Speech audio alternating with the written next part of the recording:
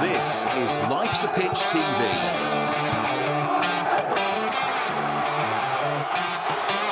Main sponsor, DPS Tech. Also supported by Lakens, all about hearing. GBS Builders, Segford Golf Club, Ashford Wright, John Keeble Cars, Venue 60, The Hudson Group, Sound 4 Pro Audio, Come Hither Design, and Suffolk Sound. Charities this year: Cancer Support Suffolk, Forget Me Not Golf, and Come Back to Coffee.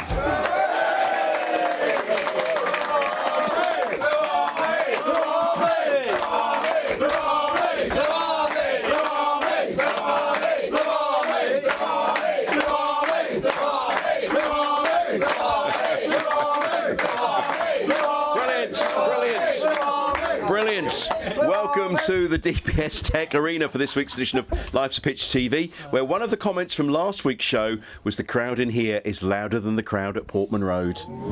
There we go. So thank you very much. Welcome to the show, whether you're listening or watching. If you're watching, don't forget to like and subscribe. It helps us with YouTube. You may think you're subscribed, but maybe not. So subscribe and like it, and it makes all the difference to us. So thank you wherever you're listening or watching. Let me introduce to the team, as always, Terry Butcher's here. Russell Osman's over there. Keeping us on air in the Sound 4 Pro Audio production suite, we've got Richard and John. Floor managers, Leslie and Sarah Jane. And our capacity crowd are here in fine voice this week, as you can hear. The Churchman stand, sponsored by John Keeble Cars, who actually wanted to rehearse all this before we went on air. Plus the North stand, sponsored by Ashford Wright. Oh my goodness me.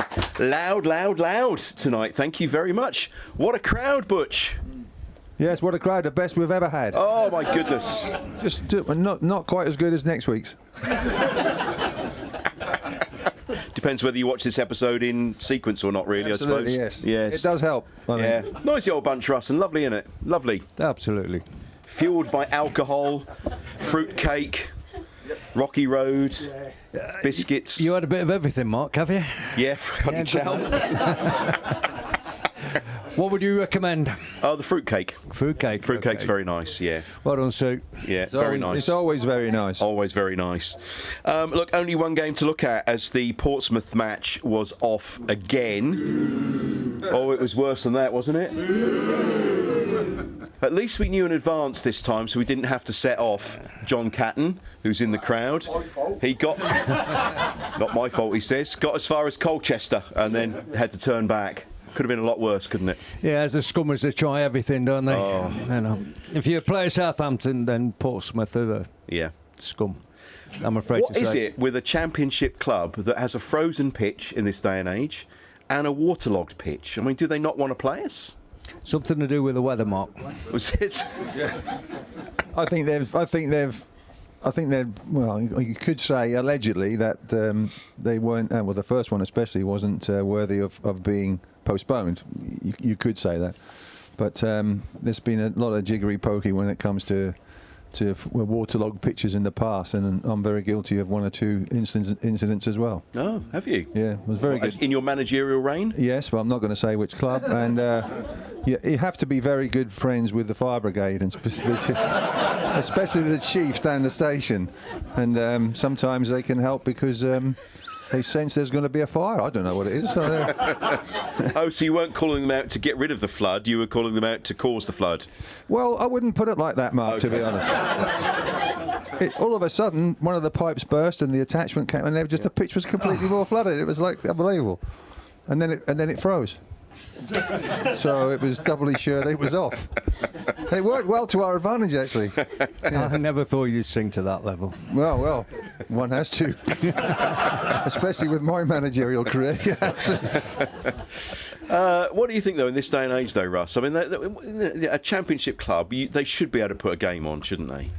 Yeah, I think Mark Ashton's come out publicly after the AGM or something, saying that he thought that every championship club should be accountable for the condition of the pitch, like everybody. If they go into the Premier League, they have to spend a lot of money on everything.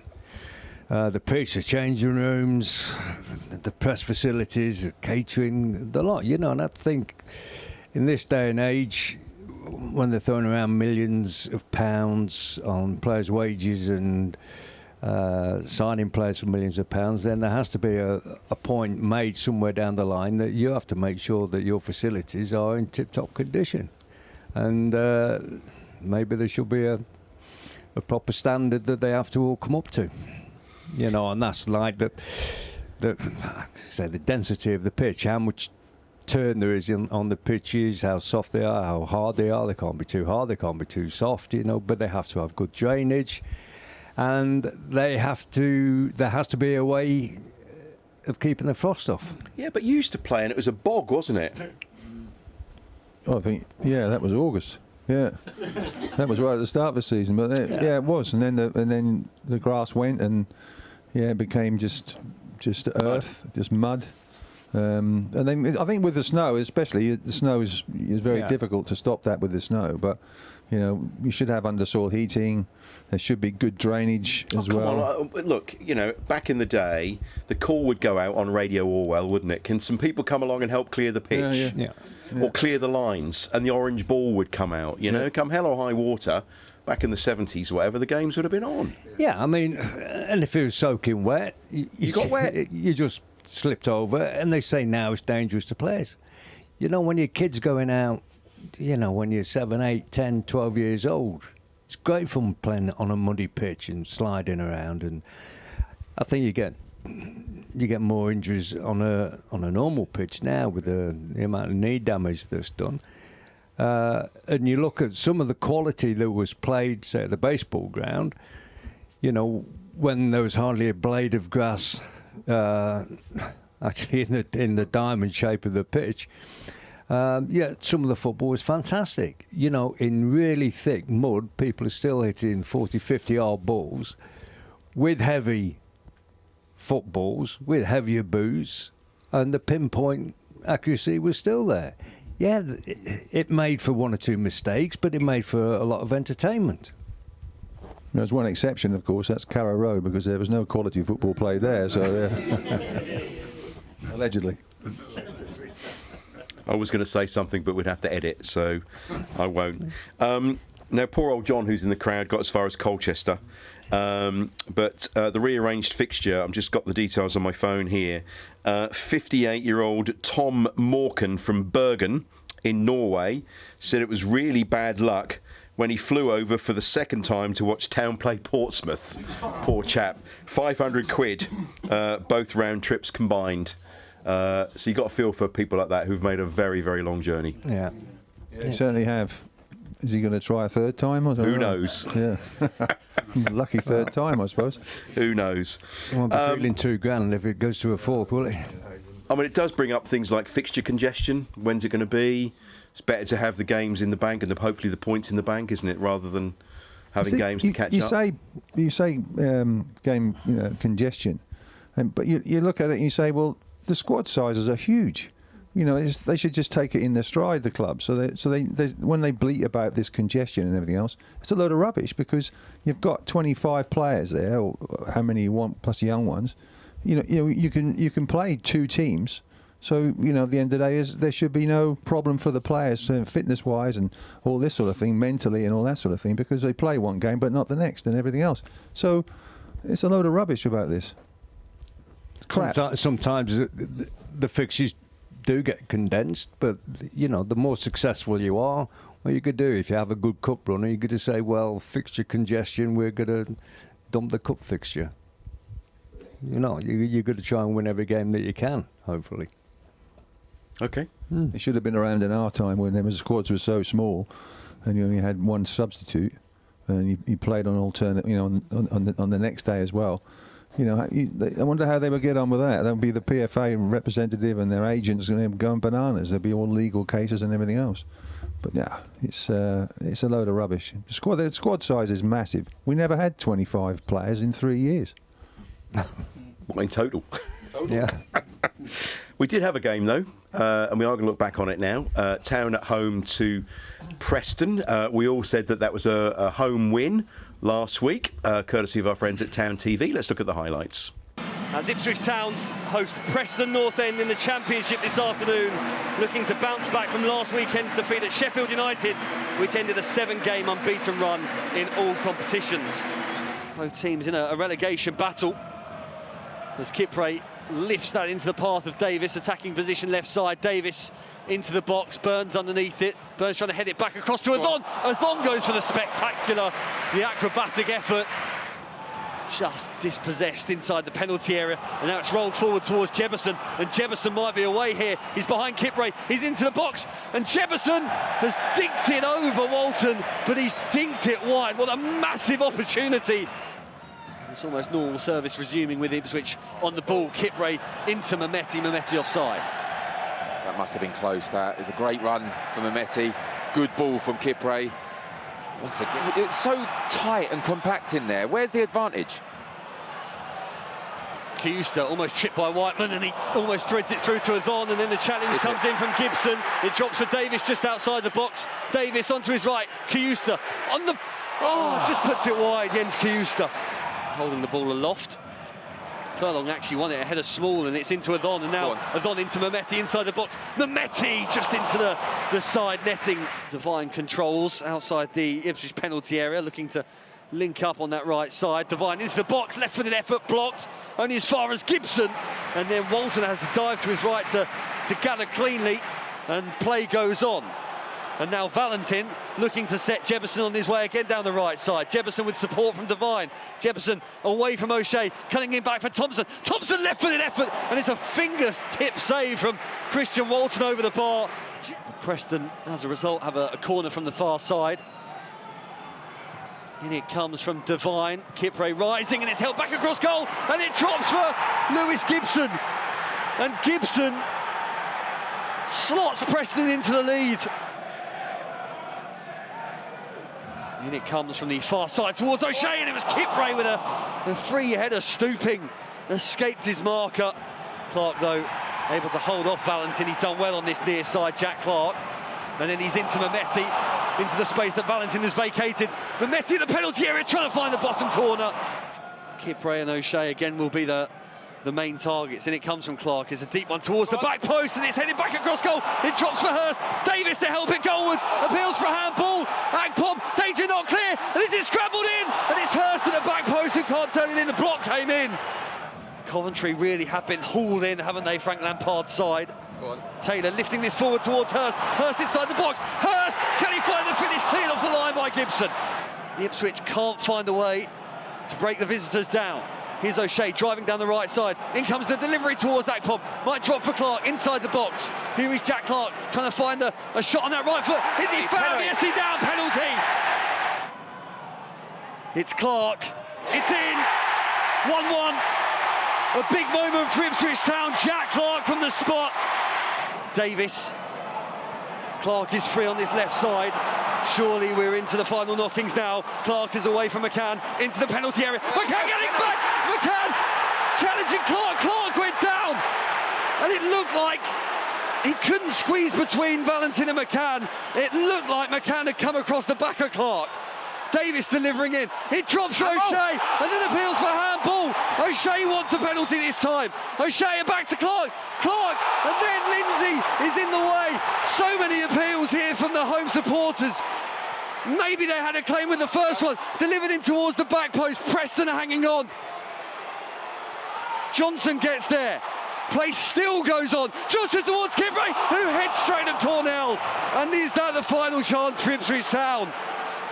Breathless end to this game as Ipswich go searching for a late winner, but it won't come. Not quite. What drama right at the death. So there we are. Thanks to our friends at Town TV 1-1. What did you make of that, Russell? To be honest, on the day, it was pretty boring in between the highlights. There was a lot of possession that Ipswich had that we weren't very productive with, especially early on. We got in some decent positions and we put one or two crosses in, but a little bit half-hearted without any purpose on them. Had some chances, but we gave some chances away as well, so we rode our luck a little bit. They get the scrambled goal, and then we were having to chase it, And yes, we got the penalty, and the penalty was pretty well taken. Looking at the second penalty appeal, I don't think he was going to get it because, what surprised me afterwards, none of the Preston players have had a go at Jack Clark. They've just got up and got on with the game. Now, usually if the players dived in an attempt to get a penalty, the players would have a reaction to it, and they didn't. So maybe they thought they got away with the one there. So, interesting.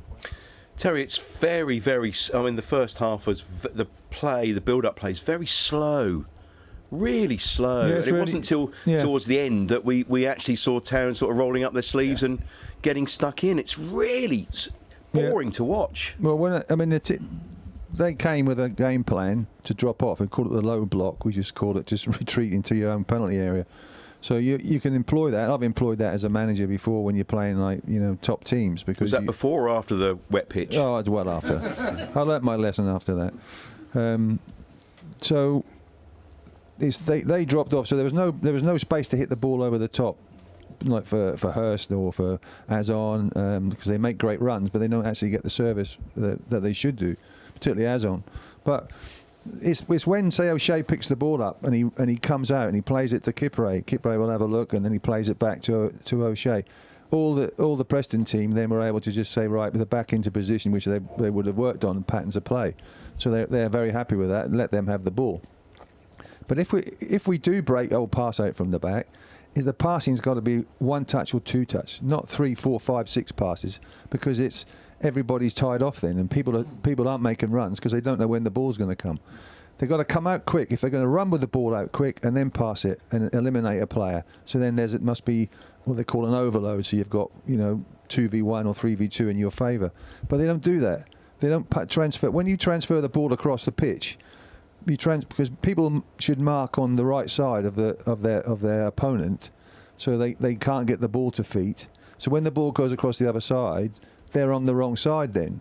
So it gives the striker a chance and the midfield players a chance to say, well, I'm going to make a run. I'm in space and I've got an opportunity. But you don't thread that ball through. We didn't play enough balls to the edge of the box to players, to Azon and to the midfield players, going Kayusti. They didn't really play that very well. So you've got a slow progression out. You've got the team set up in a position to combat you easily, and you're going to frustrate them. The only thing is, right at the end, they're putting loads of crosses in. 30 crosses in the game Ipswich got in, but they're not all quality ones. But the more crosses you put in and the more men you put into the box, you've got more of a chance of scoring goals. That's where a lot of the goals are going to be scored from. I mean, George Hurst, at the moment, his confidence is through the floor, isn't it? I mean, he had a couple of good chances there. Fans are getting on his back. It's not working for him at the moment, is it? No, couldn't score in a brothel, could he, at the moment? No. So, good line, Russ. He's just having a bad time. Yeah. A lot of centre forwards go through that, but usually the rest of their game is still there. The hold-up play, bringing your teammates into the game, and you keep your place in the side, because even if you're not scoring, you have a value to the team. And at the moment, his hold-up play isn't that good. Is allowing the play to break down on him. But I do think the service to him has got to be a little bit quicker. Dara O'Shea, as Terry says, is walking out with the ball. He's walking and walking and walking. And I know they're trying to engage the opponents to be able to take them or play around them. But you can do that by moving the ball quicker. The ball travels quicker than the player.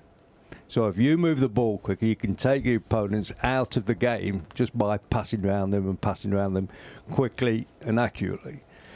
But when you take forever just to make your mind of where it's going to go, and if somebody is going to engage you, then, like he said, all the space is killed behind the opposing back four. Nobody's got any room to run in there.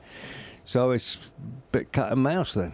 If you do get the ball into the opponent's box and you create an opportunity, whether it be a half chance, you've got to be ruthless. If we're ruthless and get that first goal, then it's a lot easier then for the club. And it is about the first goal. Preston got the first goal. A lot of clubs that we've played against this season that we've dropped points against have got the first goal. and that gives them something to defend, and they're going to defend with their lives, which they did.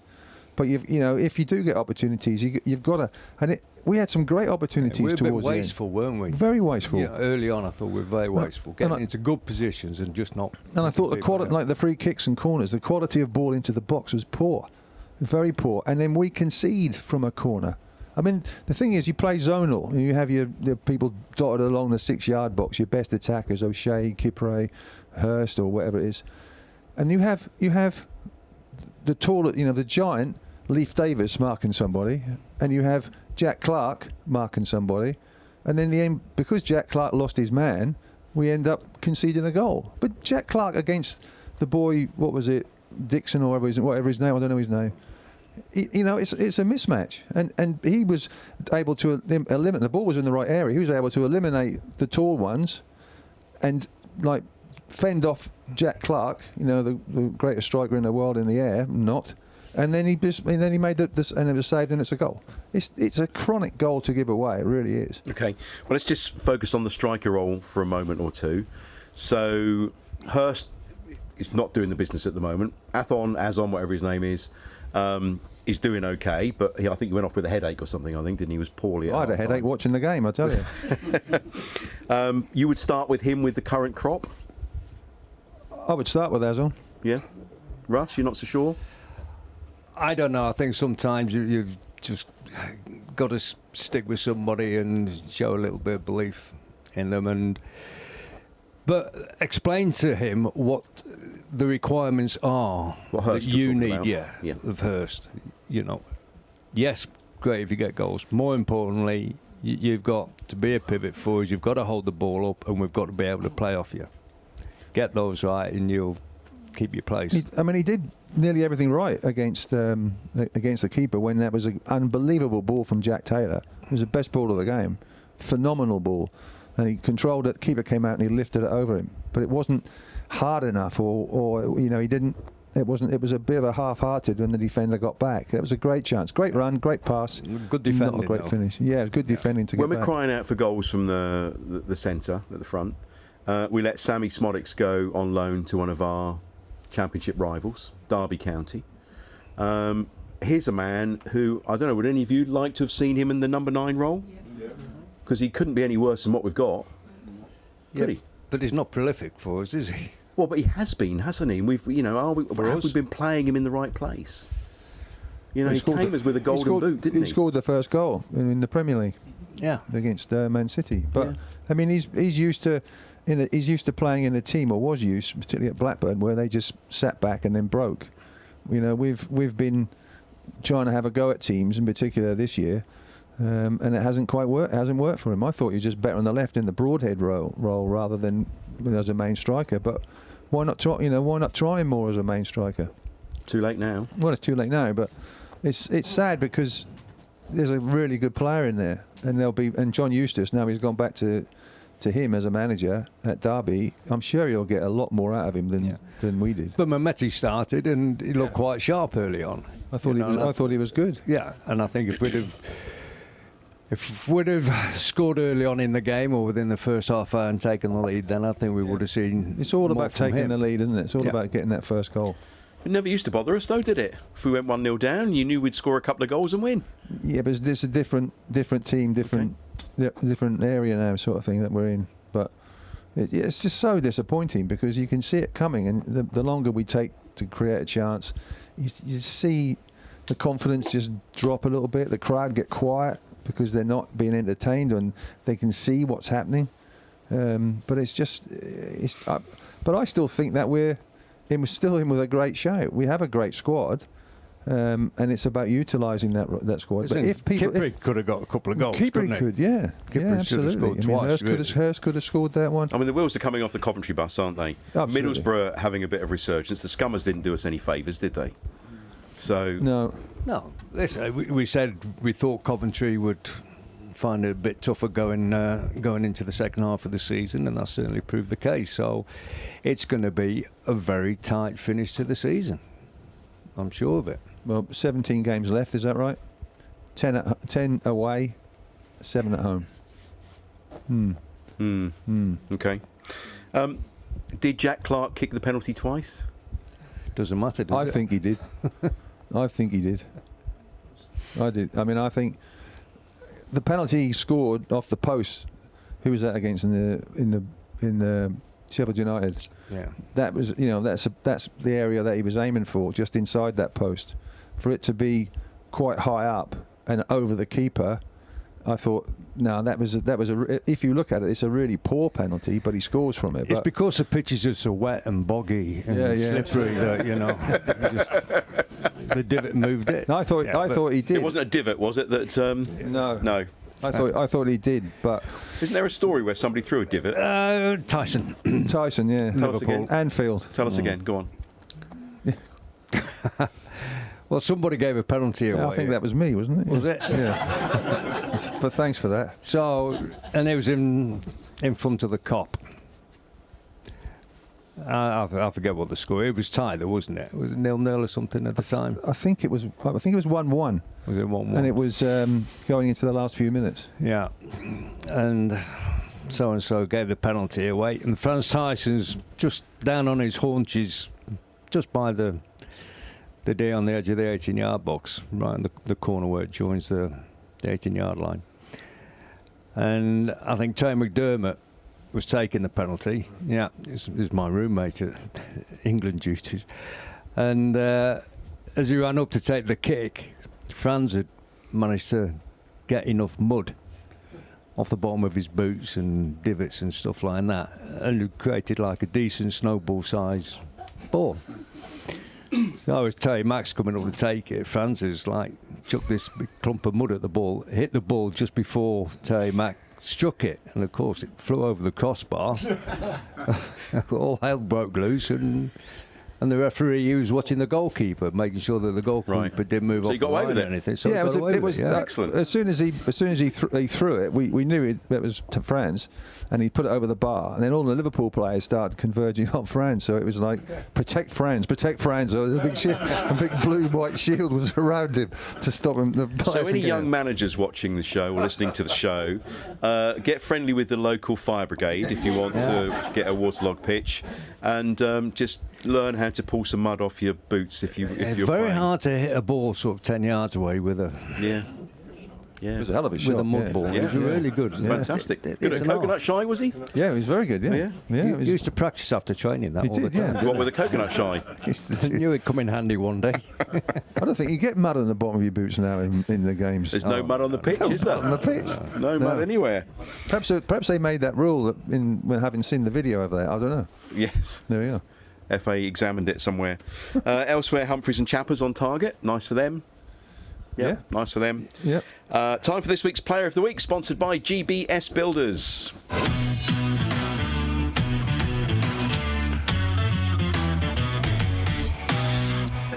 Terry, we'll start with you this week. Who would the Player of the Week be for you against Preston? I thought that for me it was Mehmeti. And I thought I liked him. Okay, he didn't score, but I liked him because he was bright and busy, got into good areas, played some good passes. I thought he did very well. So, I mean, Jack Clark, he scored the goal, got the penalty, could have had more, but I just think Mehmeti was good, and it was good for me to see him in particular because I was very dubious about his quality and pedigree. But having seen that, I thought, yeah, he can fit into this team, and a lot of other players will see that and go, well, I've got to be careful. I've got to improve my game. I would hope anyway. Ross? Kipre for me. Okay. I think he could have had a couple of goals. He got a bit of a chasing on the day, and if you either watch the highlights or if you were at the game, you might have noticed him and O'Shea having a little ding-dong with each other about... I think Kipre's saying to O'Shea, what about a little bit of cover now and again? It'd be handy if you did come over this side of the pitch once in a while and just, be a second defender. And you both like that kind of thing, don't you? You both like to see players saying, come on. Yeah, I mean, if I was having to chase a fellow all the game, like he was chasing, was it Jefferson, it's hard work.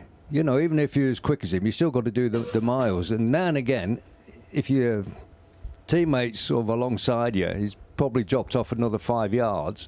One, the fella might not make the run in the first place. And two, your teammate will probably get there before you anyway. So you just cover for each other, and there wasn't any cover behind Kipper. We saw it in the first half on the highlights. You know, you think, how can they play so far apart sometimes? But, you know, and I was watching Kipper, and he's pointing the finger at O'Shea, and I'm sure he's just saying, hey, why don't you come over my side now and again and just lend a bit of cover? Did you see that? You see Russell do that finger. Do you remember that? I remember that many times, I'll tell you now. You get your ass back here and all that sort of thing. Yeah, well, he gets that finger out in that face. Yeah. No, I'm not happy with that, I'll tell you now. Whoosh. Bad memories there. Oh, dear. I just used to get the eyes, though. You know. Yeah, but so if he gives you the finger, just watch out. Okay. Right? Watch out. I'm aware of the eyes, Russ. I've had the eyes a few times. Yeah, he says nothing and just gives you the stare, and it's enough to make you go. But you got to have that. You got to have that. You know. Not your co-host, you haven't? No, the co-host. No. Forget here. But on a pitch, you got to have that because if you didn't have that, then and you're losing the game or you're drawing the game, then something's gone wrong. You know, if you wouldn't do that to your fellow players if things were going right. So yeah, that's an indication that. You know, someone's not doing their job properly. Roy Keane on his podcast the other day was just saying your best teammates are the ones that give you a bollocking during the game. He said not the ones that keep telling you, high-fiving you, thumbs up and patting you on the back. It's the ones that say, hey, come on, you can do better than that, why weren't you doing that? And the ones that call you out now and again, they're your proper teammates. You don't do that now, do they? They do that now. You go, what? Cover their mouths. What are you saying? Too many lip readers watching the game these days. ITFC women draw with Newcastle. Very good. 9 new signings going to the show tonight. 9. So David Wright, manager, and the team there, obviously looking to stave off relegation. 9 signings. Yeah. And they've got a very good chance because this Sunday they play away at Portsmouth, who are only 3 points ahead of them. Is that going to be on? Yeah. Well, it's not going to be at Fratton Park, is it? It's going to be somewhere else. But they're 3 points ahead, but Town have a game in hand, so it's a big game. And it's only one relegated, I think, isn't it? There's only one relegated. Yeah. So they could be playing at Havant and Waterloo. Waterlooville, yeah. Waterlooville, yeah. Let's hope they don't need floodlights. Sorry, I'm here all week, don't worry. What else was I going to say? Oh, yes, Norwich. They've come up with the age-old question that I used to do a lot when I was in the media. What song should they run out to? This is on Talk Norwich City, the Canary question. What song would you play over the Carrow Road tannoy to hype the team up as they run out? These boots were made for walking. Excellent. Status quo, down. Yeah, that'll Would be good, wouldn't it? Yeah. Any other thoughts on that? Yeah. Here come the clowns. Here come the clowns. Yeah. I've had the time of my life. Yeah. Maybe the donkey song we played on Suffolk Sound at Christmas, perhaps. Yeah. Would be quite good. Yeah. So that's what they're up to up the road, and frankly, who cares? But there we go. If you want, if you want Lieutenant Pigeon. If you want music to get you going, then they're in the wrong job really when it comes to football. They're stupid idiots, but there we are. No. That's good. Thank you. It's time for this week's Ask the Legends. Here we go. So far, it is Russell Osman, 22.5 points. Yeah. Terry Butcher, 24. Simon is here this week. Welcome back, Simon. And boys, it's going to be a little different. Is that because we were 100% for last week's answers? Might be. Although there was a VAR on one of them, but we'll gloss over that, yeah. Anyway, moving on, Simon. Let me explain how it works. Guess the player tonight. So each of you will get the opportunity to try and guess the player. Is it pictures? Because this works well on radio. No pictures. So there are 3 clues. If you manage to guess it after the first clue, you get 3 points. After the second clue is 2. After the third clue, you only get 1. Okay, I know it's exciting. It's more exciting than that. Yeah. So I believe is it Russ? We're old, right? We're older than you, so therefore our memories aren't as crisp as yours. So. You'll be fine with these. I'm confident. So it should be Russ to go first. So Russ, would you like player 1 or player 2? Is this one of the questions? Yeah, no. Player 2. Player 2. Here we go then. Clue number 1. You get one guess after each clue. So clue 1. I played as a defender for Ipswich Town during the 1980s and early 90s. And that's it? That's the first clue. For 3 points. Mark Venus. Is the wrong answer. So clue 2. I was known for being calm on the ball and a leader at the back, and I made over 250 appearances for Ipswich. Oh my God. Frankie Yallop. Is the wrong answer. So your final clue, after retiring as a player, he went on to manage several clubs and led West Bromwich Albion to the Premier League in 2008. Tony Mowbray. Is the correct answer for 1 Well point. done, 1 point, Russell. Well done, Russ. So Terry, come on. What's the scores at the minute, Mark? We'll that? just add 1 point, 23.5 to 24. Come on, Terry. So Here we you've go. closed the gap for the moment, Russ. Come on, Terry. Clue 1 for 3 points. I played as a goalkeeper for Ipswich Town during the club's most successful era.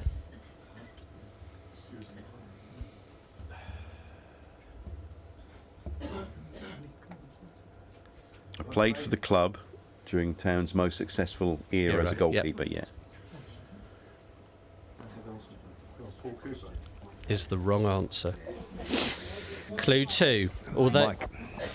Although mainly a backup, I made crucial appearances for Ipswich in domestic cup competitions during the 70s and 80s. Can you say that again, please? Although mainly a backup, I made crucial appearances for Ipswich in domestic cup competitions during the 70s and 80s.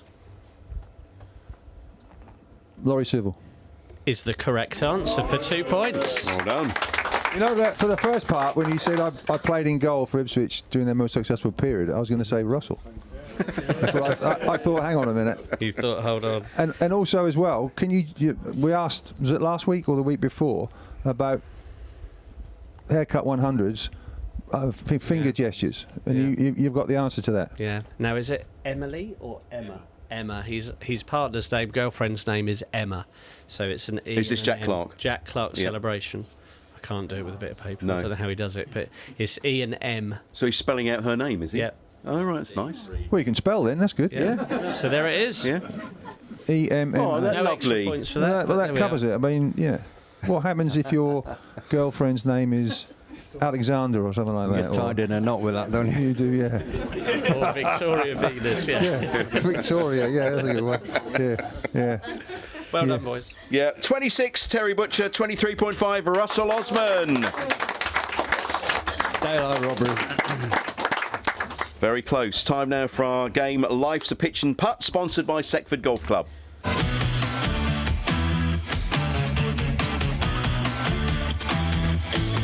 No special guest this week, so we're going to invite the main sponsor of Life's a Pitch TV from DPS Tech, Mr. Dean Willingham, everybody. Come on, Dean. Dino! Who knew absolutely nothing. Dino!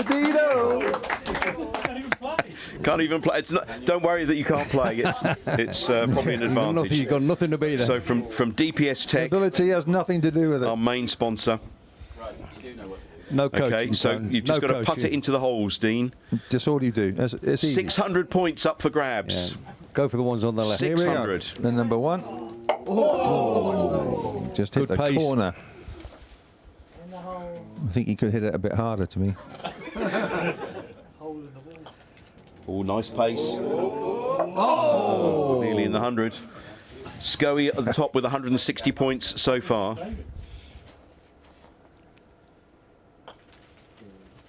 Good roll. 50 points! Good roll, Dino. There we go. He's on a roll now, 50 points. He's on a roll. Good roll again. Close.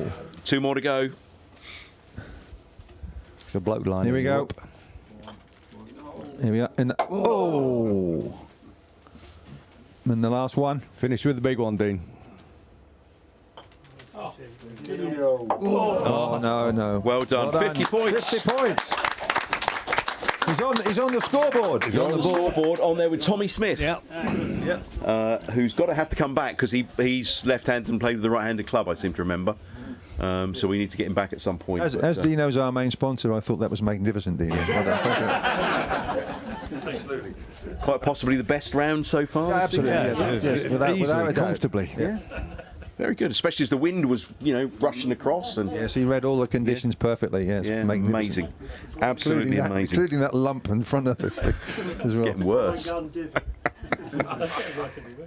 dear. Right. Beach's book, I think. What are we going to do now? What are we going to do now? Let's do On This Day in History, shall we? Why not? Haven't you got a script? Yeah, I'm not really reading it though. Okay. You read it earlier. Right, on this day in history, I'm going to take the liberty to go through 3 days. You can do several pages if you like. We're a bit early tonight. All right. I'm going to start off on Saturday, the 3rd of February, 1968. In one of the most exciting local derbies ever, the Blues squeaked past Norwich City 4-3 at Carrot Road before 30,000 fans. Anybody know who got the hat-trick? Colin Viljohn. Correct. Colin Viljohn. He got a 26-minute hat-trick, which turned round a 2-0 defeat after 30 minutes. So, fair play to him. Right, moving on. Saturday, the 4th of February, 1950. So, going back in time. A 1-0 win over fellow strugglers Exeter City moved town off the bottom of Division 3 South, thanks to a strike from John Gibbons. Oh, Gibbo. Gibbo. Yeah, good old Gibbo. To his mates. Yeah. Good player. Right, moving on. Saturday, the 4th of February, 1984. Aged 16 years and 56 days, Jason Dozy Dozell became the youngest player to appear in a league match for the Blues. He scored on his debut in a 3-1 victory against Coventry City, and was to eventually leave for Tottenham Hotspur in a £1.9 million deal after notching 73 strikes in 416 games. I'm moving on again pretty swiftly. Saturday the 5th of February 1983, the brand new Pioneer Stand was opened and Ipswich marked the day by drawing 1-1 with Manchester United. The stand cost £1.4 million to build and had a capacity for 4,800 seated spectators. Sir Stanley Rouse was present at the unveiling. Now, if I'm right, that cost £500,000 less than what we got for Jason Dozell the following year. Yeah. That's amazing, isn't it? So what are you saying? Where did all the money go? Yeah. Yeah, where did all the money go? Yeah. Last entry here, Saturday the 5th of February 2000, Bristolian Marcus Stewart signed from Huddersfield Town for £2.5 million.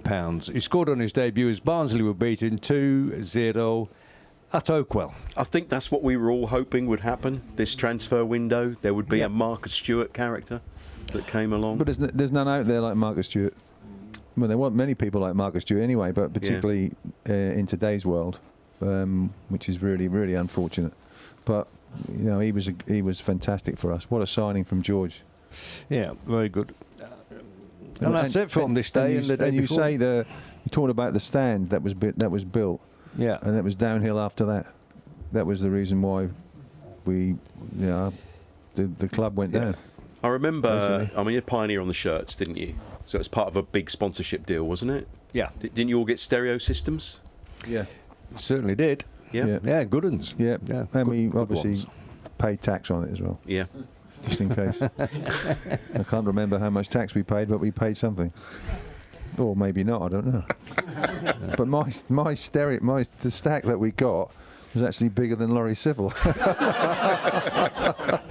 That's magnificent. Yeah. That's not very big. No, you probably had a bigger one, didn't you? Yeah. No, I got some big speakers. I found some big speakers to big go with it. speakers. Yeah. And what, do they bring a load of gear and you just go and help yourselves, or what? Is that how it worked? I think Sir Bobby got the best, Yeah. and then it worked down to the rest of the staff, and then what was left over got shared amongst the players. The beauty was in those days the squad was only about 12 or 13 players, so you weren't kitting out like 25 players with the gear. So I think Beattie was trying to get a few bits and pieces to flog on, I think. I remember him telling me stories about that. Why are we not shocked about that? Yeah, good old Pete. Yeah. No, it was good stuff, though, wasn't it? It was good. First club. Yeah. It was first club, really, weren't we? Yeah. To have that, which was unique. Mel Henderson was one of the main reasons to get it, wasn't he? Yep. Yeah. So did you have to do anything with the Pioneer executives? How do you mean? Sort of pose photographs How and do things? you, what can you Look, possibly mean? I'm not talking about the Epstein files. I'm Okay, just right, talking about, you know. No, we didn't really, did we? No, there's a little bit, but I think we had a visit from a couple of the Mr. Pioneer, yeah. Yeah, the Japanese guys came over and couldn't find anywhere decent to eat in Ipswich, but you know. I think it was about 85 they came over, and we were in a sort of relegation sort of spot then, weren't we? Yeah. And we obviously ended up staying safe, but they loved it because the atmosphere at the ground was just like it is now with every game. It was intense because they didn't want to go down, and the crowd were cheering us on and all that sort of thing, and they loved that. So they said, please, can you ensure that at the end of the season you're either winning things or you're in a relegation battle, because they liked the intensity of the atmosphere. Yeah. That's what they really liked. We were like, well, not quite. We'd like to win things and be halfway up the table. But they didn't like that mediocrity. They didn't like that. They liked preferred. You talked action. about the cost of the stand, though, in pounds, shillings and pence. The cost of that stand was way more than that, wasn't it? The cost of that stand was, 10 years of, not a lot. Well, when you look at it, 1.4 million that it cost, for that to affect the club as much as it did. I think things got a little bit tight probably the year before. I think one or two of the players had seen that Sir Bobby had gone. He took his opportunity to go with the national team. Arnold went straight away then. And it was just the exodus, and the reason we ended up going more because of the financial situation just got worse and worse. You weren't in a position to stop players like Marner going to Arsenal or Walkie going to Liverpool. They were being offered better contracts that Ipswich couldn't compete with. Simple as that.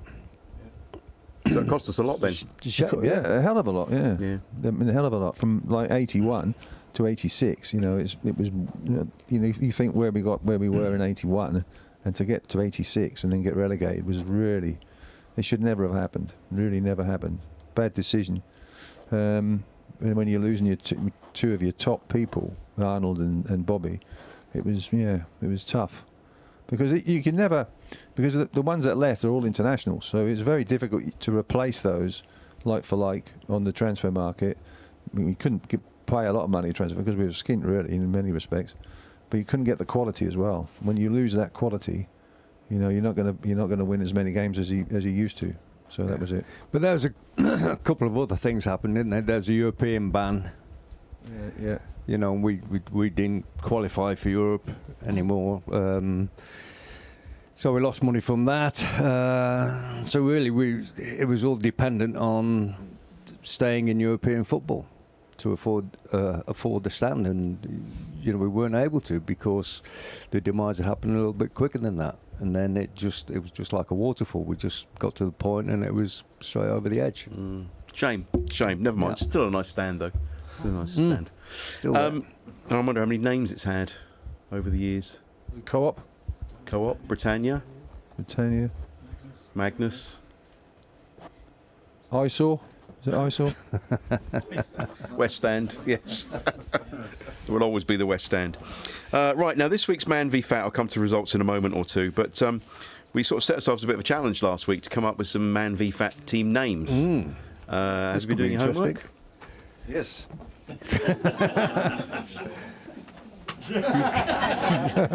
We got loads. Yeah. Ready?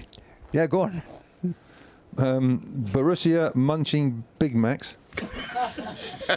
against Shakhtar Donuts.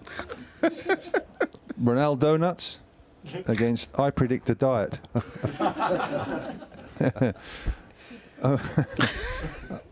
Obi-Wan Kenobi nil. Espa. Take your time, Russell. There's no rush.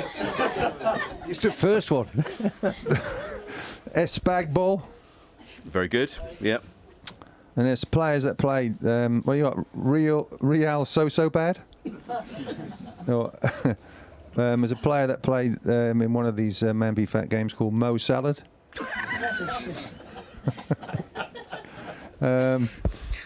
Al Etifat and Fazio. Oh dear. Oh dear. There we are. Have you got any, I Russell? couldn't write anymore. I was just laughing. Yeah. I was given a couple, made up a couple. Murder on Zidane's floor. Oh, very good. Oh, yes. Very good. Patrick Barker. Okay. Take credit for that Okay. one. Tandoori chicken masala. Midnight Munchies FC. Very good. And somebody threw one at me today.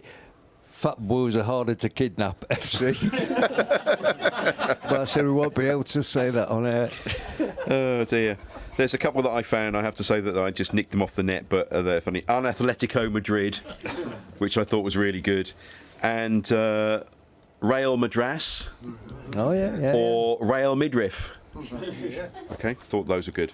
Another good week for the Man v Fat lads with a 16.6 kilogram loss, which is a loss of over 30 kilograms in the last 2 weeks. Well done.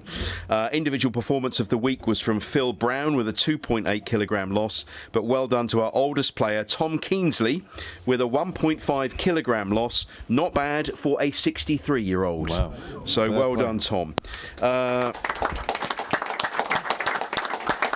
Mark, did none of the crowd have a man I don't know. Have we versus got any fat from the crowd? team name anyway?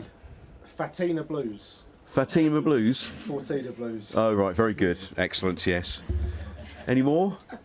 No. Oh, but it's a good one. That is a good one. I should have given you more credit. Well, Sorry. you can think it's a good one. You carry on thinking it's a good one. It's only to the scarf. No other reason.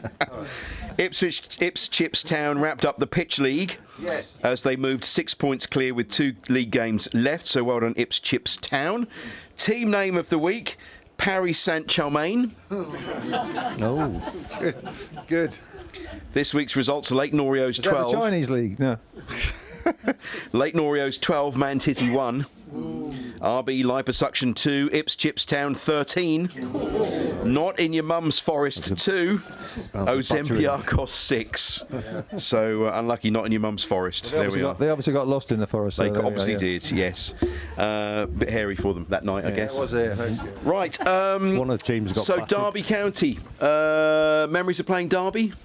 Who did you play against? My one abiding memory of playing against Derby was Bruce Riop topped me Right. over the top of the ball. He topped everyone, didn't he? He bloody did. He got me a good one as well. Yeah, I remember that. Nice Scottish fellow he was. Yeah. Yeah. Butch? Well, Derby win a lot in our league sometimes, most times. They weren't, were They they? were in the top flight. We played against them. The people like who was up front? Kevin Hector. Kevin Hector. I used to watch him as a kid. Yeah. So they got Alan Hinton, Kevin Hector, John O'Hare up front, John McGovern on the right. Midfield would have been Alan Durbin, Dave Mackay sometimes. Then he went and played at the back next to Will McFarlane. If Colin Todd wasn't playing, David Nish was left back. Ron Webster. Decent team then. Yeah, Was it very Les good. Green in goal? Les Green in goal. Was smaller than Laurie Civil. Yeah. That was just before Colin Bolton. Yeah. Colin Bolton played in Sabutio there. goalkeepers. Yeah. Yeah. Good And the cricketer, pitches Colin Bolton. The pictures you said earlier on, there was no grass really. It was a great ground with a like double tier stand and all that. So baseball ground, baseball ground was really good, but it just in front, you had the green, but if you're left back or right back, you're okay. You've got grass to play on. But the others had like mud. And what they used to do as well was paint the mud green. So you come to the game, you think, wow, that pitch is recovered really well. And then it just disintegrates. You do it with the tackles and everything else. But if you got knocked off the pitch, you took one step outside the touchline, you'd be in about row D, wouldn't you? Yeah. It was very, very close. Very close. Very close, yeah. Intimidating? Yeah, Yeah. it was, yeah. But, Yeah, it was but we good. did well there. Yeah. It was nice. So what do you think this Saturday for Town? I think they're going to struggle. I think Derby are on a bit of a high at the moment. And I think we're not quite as good away from home as we are at home. And after last week's result, I think it's just put a bit of doubt in there maybe. And again, it's the first goal. If we can get the first goal, we'll go on and win. If we don't, we might struggle. Okay. I think they're better away from home, to be honest. The results say that. I mean, they beat Bristol City 5-0. Yeah, that's just stats. At Bristol City, That's yeah. just stats, isn't it? I know. But I think the thing is, yeah, it's stats, Russell. Yeah, it's Yeah, stats here, yeah. I got it from the stat website, yeah. I've got you. Yeah. Your stat book. Non-interesting stats, yeah. So, yeah. I've forgotten where I was now. But so they won 5-0 away. But I think they've got a few injuries, but I think that he's firing them up. And they're pretty, what are they now, 7th? They're in a good position to get into the top 6, and I think that's where they'll aim for. He's a good manager, John Eustace. But we beat them here early on in the season, didn't we? Did we not? Was it 2-1, 2-0, something like that? So yeah, I still think we're going to do it, but it all depends which Ipswich Town turns up. And, if we get them and get in their first goal, that's it. Okie dokie. Simple as that. But I still think we'll nick a result, nick a win. Still think that, but I don't know what the injury situation is going to be like with Philogene and with Nunez. I don't know. And if Azon has got his headache again, then he's not going to play, is he? And then we've got Hurst up front. So yeah. I'm going Was it a bit harsh? Was that a bit harsh? No, I think as a journalist, I would describe that as my defence would be fair comment. Well, I'm not a journalist, but I don't care. Fair comment. Fair comment. I'm not going to be invited back to Ipswich Town Football Club. Ipswich 2, Derby none. Okay. I think 1-0 Ipswich. 3-1. 3-1. 1-3. 1-3. 1-3, yes. Well 1-3. done. Well done there. Churchman Stan, thank well you. done. Thank Stand you for the corrected. clarification there. That's it for this week. Look, thanks ever so much. Been a great show. Thank you, boys, very much. Thank you, Capacity Crowd. You've been brilliant. Don't forget you can keep in touch with what we're up to on our socials. And if you are watching on YouTube, please like and subscribe. Tell all your friends to tune in. Can you believe there are people that still don't know we're here? So like, subscribe, tell all your friends. Life's a Pitch TV. And if you want to be part of the Capacity Crowd, yes. Well, I talked to you before. Is it cancer? What was it? Cancer Awareness Day. World Cancer Today. Day. World Cancer As we Day record today. this today, World Cancer So Day. we just want our love and best wishes to all those suffering from cancer and their families. Yeah, thank you. Good reminder. Good reminder. Yeah, a lot of people affected.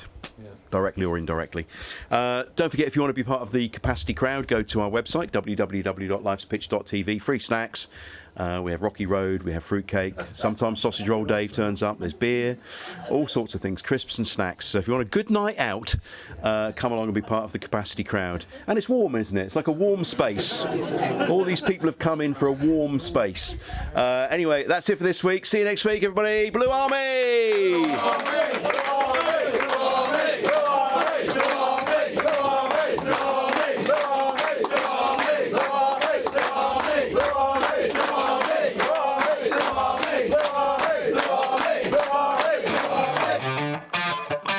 This has been a Life's a Pitch TV production.